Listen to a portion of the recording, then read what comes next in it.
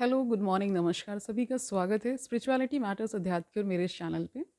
I hope सब अच्छा कर रहे होंगे, सब अपनी लाइफ को एंजॉय कर रहे होंगे, गीता सत्र का आनंद ले रहे होंगे और इस गीता ज्ञान से बहुत कुछ सीख रहे होंगे। मैं ये उम्मीद कर रही हूँ गीता ज्ञान आपके जीवन में बहुत सारा प्रकाश लेकर के आ रहा है, आपको अध्यात्म से जोड़ रहा है, इसके मायने समझा रहा है कि अध्यात्म क्यों ज़रूरी है और इस जीवन को जीने के लिए हमें किन किन रास्तों पर चलना है और उस भगवत प्राप्ति के लिए क्या करना है, ये भी ज्ञान हमें सिखा रहा है। तो हमने छठा अध्याय शुरू किया था, ध्यान योग, जिसका शीर्षक है। अभी तक 6 श्लोक हो चुके हैं। आज 10 तक कंप्लीट करेंगे। ठीक है, शुरू करते हैं आज का सेशन। Let's get started. तो आठवां सातवां श्लोक देखिए। जित आत्मना प्रशांतस्य परमात्मा समाहिता शीत उष्ण सुख दुखेशु तथा मान अपमान्यो। इसका अर्थ जानिए। जिसने मन को जीत लिया है उसने पहले ही परमात्मा को प्राप्त कर लिया है। यानी मन पर ही विजय पानी है आप सभी को, क्योंकि उसने शांति प्राप्त कर ली है ना। ऐसे पुरुष के लिए सुख दुख सर्दी गर्मी एवं मान अपमान एक से हैं। ठीक है, इसका तात्पर्य जानिए। तात्पर्य देखिए, वस्तुतः प्रत्येक जीव उस भगवान की आज्ञा का पालन करने के निमित्त आया है जो जन जन के हृदयों में परमात्मा रूप में स्थित है।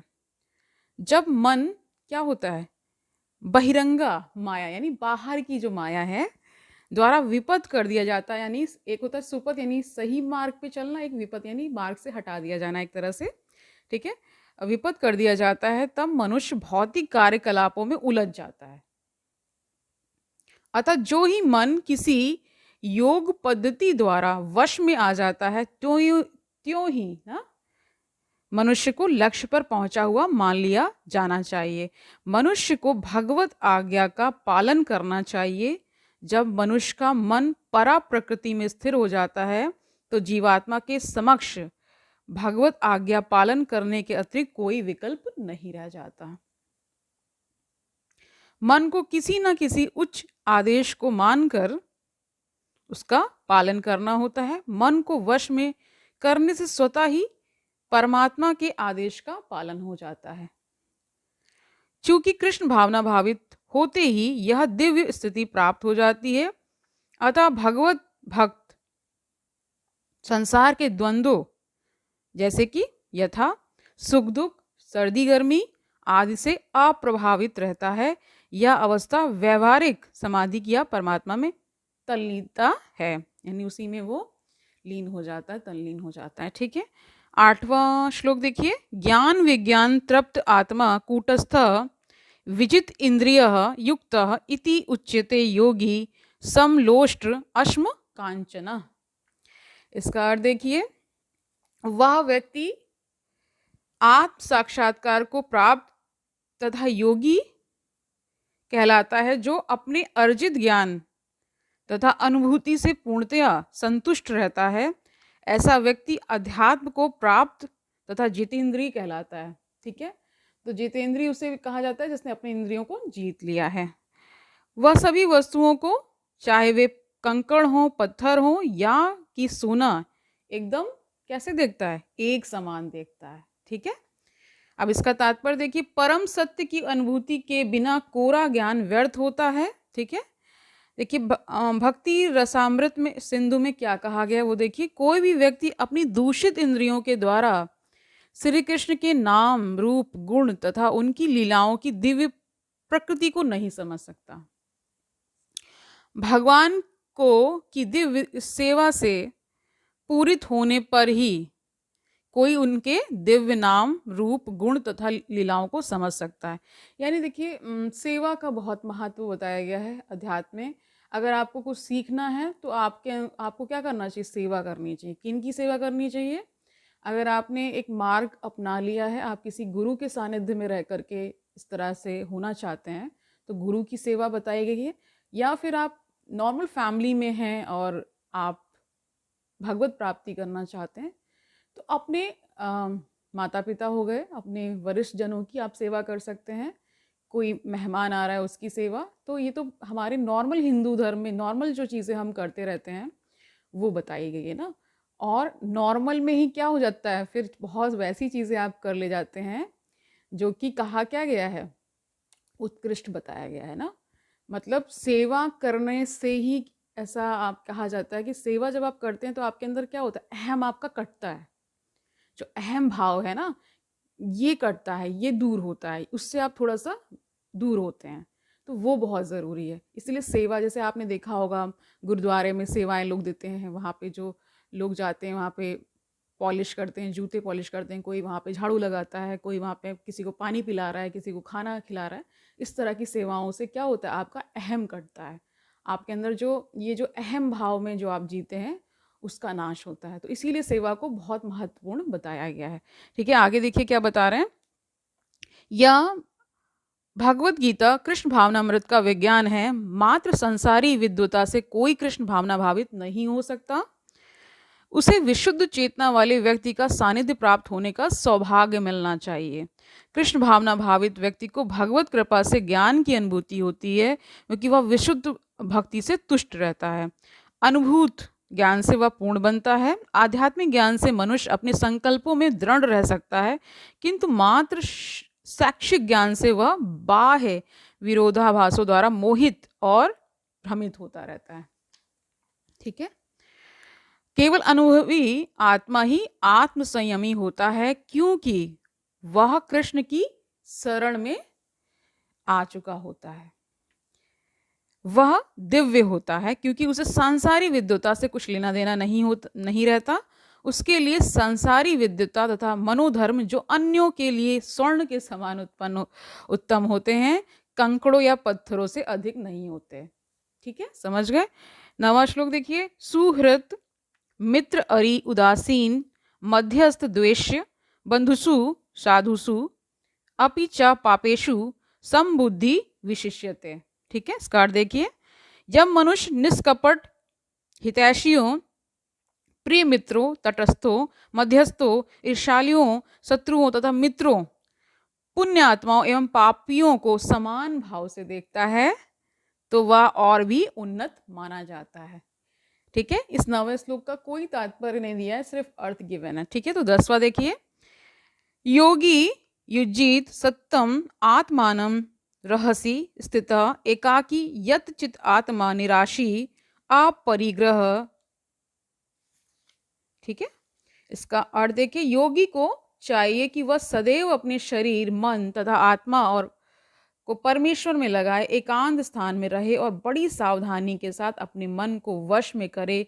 उसे समस्त आकांक्षाओं तथा संग्रह भाव की इच्छाओं से मुक्त होना चाहिए। यानी बहुत ज़्यादा अगर आप चीज़ों को संग्रह कर रहे हैं, यानी उनका बहुत ज़्यादा कहते हैं ना, ये खरीद लें वो खरीद लें ना, बहुत सारी चीज़ें ऐसी हैं कि आपको आवश्यकता भी नहीं है, फिर भी आप उसका ढेर बनाते चले जा रहे हैं, तो वो एक तरह से क्या होता है, आपको कहीं ना कहीं मेटरलिस्टिक और बनाएगा ना। तो कहीं ना कहीं वो बंधन में आपको और बांध रहा है। जितनी भी चीज़ें आप खरीद रहे हैं, तो ये बहुत ज़रूरी है। या तो चीज़ें आपको बांधे ही ना, आप वहीं तक उनका इस्तेमाल करें और बस आनंद भाव में रहें। ठीक है, अगर बहुत ज़्यादा आप चीज़ों का संग्रह करेंगे तो वो फिर आपके अंदर एक विचलित मन की दशा वो बताई जाती है। इसलिए उसको बताया जाता है कि मतलब आपको थोड़ा सा त्यागी होना चाहिए, कि आपको ये क्लियर होना चाहिए व्हाट इज़ नीडेड और क्या लग्जरी है, क्या ज़रूरतें हैं और क्या लग्जरी में आता है। लग्जरी के बहुत पीछे भागेंगे तो मन भटकना निश्चित है। इसका तात्पर्य देखिए। कृष्ण की अनुभूति ब्रह्म, परमात्मा तथा श्री भगवान के विभिन्न रूपों में होती है। संक्षेप में कृष्ण भावनामृत का अर्थ है भगवान की दिव्य प्रेमा भक्ति में निरंतर प्रवृत्त रहना। किंतु जो लोग निराकार ब्रह्म अथवा अंतर्यामी परमात्मा के प्रति आसक्त होते हैं, वे भी आंशिक रूप से कृष्ण भावना भावित हैं। ठीक है, क्योंकि निराकार ब्रह्म कृष्ण की आध्यात्मिक किरण है और परमात्मा कृष्ण का सर्वव्यापी आंशिक विस्तार होता है। इस प्रकार निर्विशेषवादी तथा ध्यान योगी भी अपरोक्ष रूप से कृष्ण भावना भावित ही होते हैं। यानी यहाँ बता दिया है कि जो निराकार ब्रह्म की भी उपासना कर रहे हैं, जो साकार को नहीं मानते हैं, जो निराकार में ही ऐसा मानते हैं, तो उनके लिए भी क्या कहा गया है, वो भी कृष्ण भावना भावित ही होते हैं, लेकिन वो अपरोक्ष रूप से हैं, ठीक है, प्रत्यक्ष रूप से नहीं है, अपरोक्ष रूप से हैं, ठीक है। क्या बताया जा रहा है, इस प्रकार निर्विशेषवादी तथा ध्यान योगी भी अपरोक्ष रूप से कृष्ण भावना भावित होते हैं। प्रत्यक्ष कृष्ण भावना भावित व्यक्ति सर्वोच्च योगी होता है, क्योंकि ऐसा भक्त जानता है कि ब्रह्म और परमात्मा क्या है, उसका परम सत्य विषय ज्ञानपूर्ण होता है, जबकि निर्विशेषवादी तथा ध्यान योगी अपूर्ण रूप में कृष्ण भावना भावित होते हैं। इतने पर भी इन सबों को अपने अपने कार्यों में निरंतर लगे रहने का आदेश दिया जाता है, जिसमें वे देर सवेर परम सिद्धि प्राप्त कर सकें। योगी का पहला कर्तव्य है कि वह कृष्ण पर अपना ध्यान सदैव एकाग्र रखे। एकाग्रता का बहुत बड़ा रोल है, किसी भी, चाहे वो आप पढ़ाई कर रहे हो या कोई भी कार्य कर रहे हो, भक्ति कर रहे हो, कुछ भी कर रहे हो, तो एकाग्रता वेरी इंपॉर्टेंट। ओके, आगे बढ़िए। उसे सदैव कृष्ण का चिंतन करना चाहिए और एक क्षण के लिए भी उन्हें भूलना नहीं चाहिए। परमेश्वर में मन की एकाग्रता ही समाधि कहलाती है। मन को एकाग्र करने के लिए सदैव एकांतवास करना चाहिए। अब देखिए एकांतवास का इतना क्यों महत्व है, ठीक है, क्योंकि एकांत में ही आप खुद से मिल पाएंगे, इतनी भीड़ में नहीं मिल सकते आप, ठीक है। या फिर आप सिद्धि प्राप्त हो तो कोई आ जा रहा है, आपको फर्क ही नहीं पड़ेगा। लेकिन जब आप इस प्रारंभिक स्तर पर हैं, बहुत ही इनिशियल स्टेज पे हैं, तो ये सारे अभ्यास आपको करने होंगे। कुछ समय आपको एकांत में ध्यान मनन चिंतन करना ही होगा, ठीक है, ये बताया जा रहा है। कह रहे मन को एकाग्र करने के लिए सदैव एकांतवास करना चाहिए और बाहरी उपद्रवों से बचना चाहिए। योगी को चाहिए कि वह अनुकूल परिस्थितियों को ग्रहण करे और प्रतिकूल परिस्थितियों का त्याग दे, जिससे उसकी अनुभूति पर कोई प्रभाव ना पड़े। पूर्ण संकल्प कर लेने पर उसे उन व्यर्थ की वस्तुओं के पीछे नहीं पड़ना चाहिए जो परिग्रह भाव में उसे फंसा लें। ये सारी सिद्धियां तथा सावधानियां तभी पूर्ण रूपेण कार्यान्वित होंगी या हो सकती हैं जब मनुष्य प्रत्यक्षता कृष्ण भावना भावित हो, क्योंकि साक्षात कृष्ण भावना अमृत का अर्थ है आत्मोत्सर्ग, ठीक है, जिसमें संग्रह भाव यानी परिग्रह के लिए लेश मात्र स्थान नहीं होता, ठीक है। श्रील रूप गोस्वामी कृष्ण भावनामृत का लक्षण इस प्रकार देते हैं। क्या लक्षण बता रहे हैं, देख लीजिए।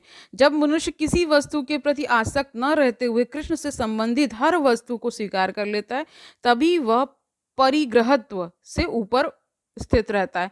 दूसरी ओर जो व्यक्ति कृष्ण से संबंधित प्रत्येक वस्तु को बिना जाने त्याग देता है, उसका वैराग्य पूर्ण नहीं होता, ठीक है। तो जानकर पूरी चेतना के साथ आपको त्याग करना है, ठीक है। कृष्ण भावना भावित व्यक्ति भली भांति जानता रहता है कि प्रत्येक वस्तु श्री कृष्ण की है, फलस्वरूप वह सभी प्रकार के परिग्रह भाव से मुक्त रहता है। इस प्रकार वह अपने लिए किसी वस्तु की लालसा नहीं रखता, ठीक है, नहीं करता, कोई लालसा ही नहीं, कोई इच्छा ही नहीं है, मतलब बहुत ज़्यादा चीज़ों को इकट्ठा करने में उसका मन नहीं लगता। कहीं ना कहीं उसे ये चीज़ पता है कि जीवन जो है मतलब थोड़ी वस्तुओं से भी कट सकता है। मतलब बहुत ज़्यादा संग्रह करने का अर्थ है कि आप बहुत ज़्यादा ये समझ रहे हैं कि ये परमानेंट यही रेजिडेंस है, ऐसा नहीं है। आप एक तरह से एक ट्रिप पे आए हैं, वो ट्रिप का एक समय है, ठीक है, यात्रा पे आप हैं और एक उसका एक निश्चित समय है और उसके बाद आपको सब छोड़ के जाना ही होगा। तो इसलिए कहा गया है कि बहुत ज़्यादा संग्रह करने से कोई अर्थ नहीं है, ठीक है, यही बता रहे हैं। वह जानता है कि किस प्रकार कृष्ण भावना अमृत के अनुरूप वस्तुओं को स्वीकार किया जाता है और कृष्ण भावना अमृत के प्रतिकूल वस्तुओं का परित्याग कर दिया जाता है। वह सदैव भौतिक वस्तुओं से दूर रहता है क्योंकि वह दिव्य होता है और कृष्ण भावनामृत से रहित व्यक्तियों में से किसी प्रकार का सरोकार न रखने के कारण सदा अकेला रहता है। अतः कृष्ण भावनामृत में रहने वाला व्यक्ति पूर्ण योगी होता है। तो आज के लिए इतना ही रखते हैं। आई होप आज का सेशन बहुत ही कल्याणकारी रहा है आपके लिए। इसका शॉर्ट जो कह सकते हैं वो ये है कि इसमें लक्षण बताए गए हैं कि कृष्ण भावना अमृत व्यक्ति कौन है। वो ज़्यादा संग्रह नहीं करते चीज़ों का, ठीक है, जो कह सकते हैं कि वो उन्हीं चीज़ों का यूज़ करते हैं, इस्तेमाल करते हैं जो मतलब कह सकते हैं कि बहुत ज़्यादा लग्जूरियस ना हो, बहुत ज़्यादा मतलब उसमें ये नहीं है कि मतलब कुल मिला के आपके अहम भाव को ही काटने के लिए सेवा की बात की गई है आज के सेशन में कि अगर आप में सेवा भाव है, आप में वो कहीं न कहीं वो लक्षण हैं, तो ये इस प्रकार का माना जाता है कि आपके अंदर वो दिव्य तत्व है। अगर आप सेवा भाव में रत हैं, तो आप में दिव्यता तो है, ये निश्चित है। और यही धीरे-धीरे यही जो है ना आगे जो आपके लिए मार्ग प्रशस्त करता है भगवत प्राप्ति के लिए, क्योंकि सब लक्षण बताए गए हैं ना कि अगर ये लक्षण आप में हैं तो ये कहीं न कहीं बीज ही तो बाद में जाके वृक्ष बनेगा ना, उसमें एक स्टेजेस हैं, बीज की भी स्टेजेस हैं, उसमें खाद पानी आप निरंतर जो ये ध्यान मनन चिंतन करेंगे तो फिर ये वृक्ष बनना तय ही है। तो आज के लिए इतना ही रखते हैं, तब तक आनंद से रहिए, खुश रहिए, दूसरों को आनंदित करिए। इस संसार को आनंद की बहुत ज़रूरत है, ठीक है? संसार में पॉजिटिविटी फैलाइए, बहुत नेगेटिविटी फैल चुकी है, ठीक है? कहते हैं ना कुछ लोग ही अगर तैयार हो जाएंगे तो काफ़ी हद तक चीज़ें बेटर हो सकती हैं, ठीक है? कल मिलते हैं, तब तक के लिए हरि ओम तत्सत।